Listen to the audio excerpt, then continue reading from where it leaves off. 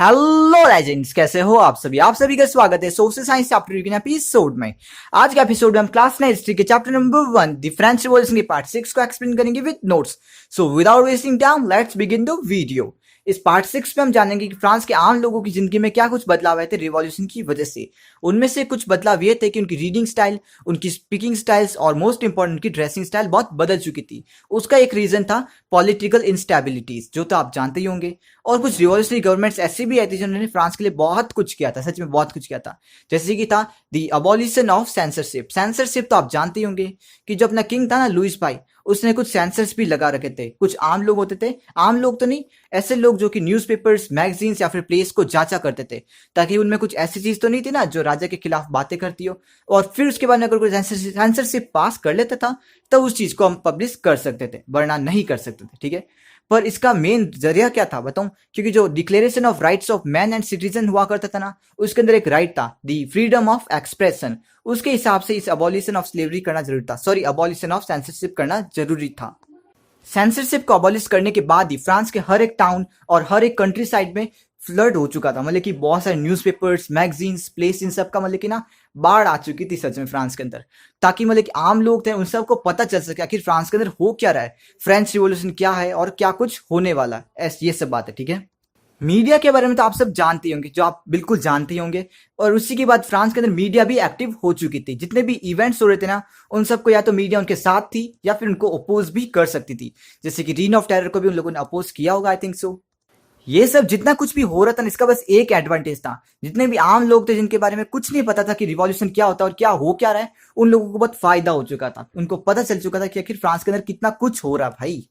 That's legendary. अब चलते France के कंक्लूजन के बारे में, यानी कि फ्रेंच रिवॉल्यूशन का कंक्लूजन।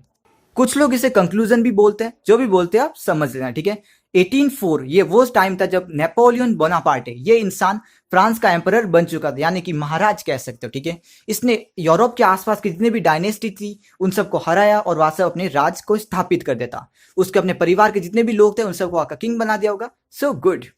उसने खुद को फ्रांस का और यूरोप का मॉडर्नाइजर समझा, यानी कि फ्रांस को और यूरोप को बहुत बदलना चाहता था अपने व्यू के हिसाब से। आम लोग भी उसके एक लिबरेटर की तरह समझते थे, यानी कि आजादी का प्रतीक, कुछ ऐसा ही। ठीक है, पर आगे चल के आम लोगों को भी समझ में आ गया था कि ये इंसान गलत है।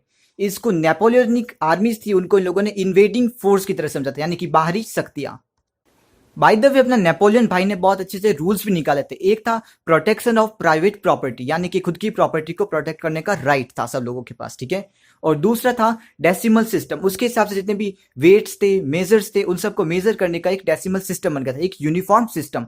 इस पार्ट में तो कुछ पता नहीं गया, लेकिन 10th की बुक में एक पार्ट है, उसके हिसाब से आपको पता चल जाएगा। ठीक है, सीन ये था कि यूरोप में जितनी भी कंट्रीज या फिर सिटीज थी उन सब के पास अपना अपना सिस्टम था, पर अपने भाई ने एक अलग सा परफेक्ट सा यूनिफॉर्म सिस्टम ला दिया और सबके लिए एकदम परफेक्ट यूनिफॉर्म सिस्टम आ चुका था। That's good.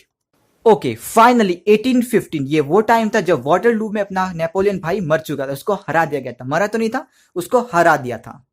लिबर्टी और डेमोक्रेटिक राइट्स, यही फ्रेंच रिवॉल्यूशन सबसे ज्यादा मेन स्तंभ थे, इनके बहुत इंपॉर्टेंस चीज थी। ठीक है, आगे चल के ये सारी चीजें यूरोप और बाहर के देशों में भी ये सारी चीजें पहुंच चुकी, जो कि बहुत अच्छा पार्ट था फ्रेंच रिवॉल्यूशन का। इसीलिए हमें ये चैप्टर पढ़ाया जा रहा है। आपको समझ में आ गया कुछ?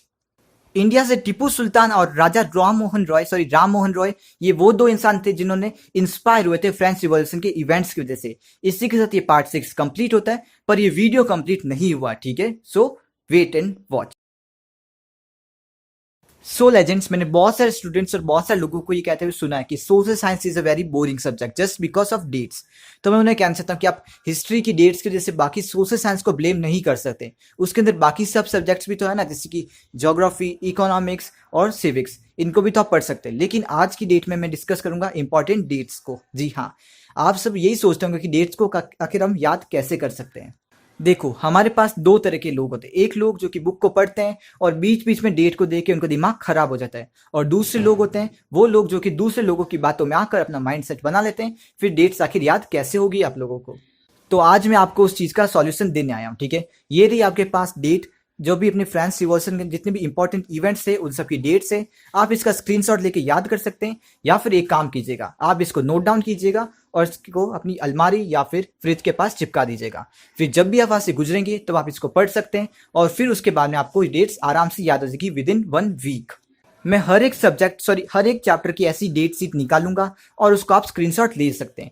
फिर भी अगर आपको याद नहीं हो तो हम क्या कर सकते हैं, पर मैं आपसे गारंटी लेता हूं अगर आप ऐसे ही करेंगे तो एक वीक के अंदर आप एक चैप्टर की डेट शीट याद कर सकते हैं आराम से।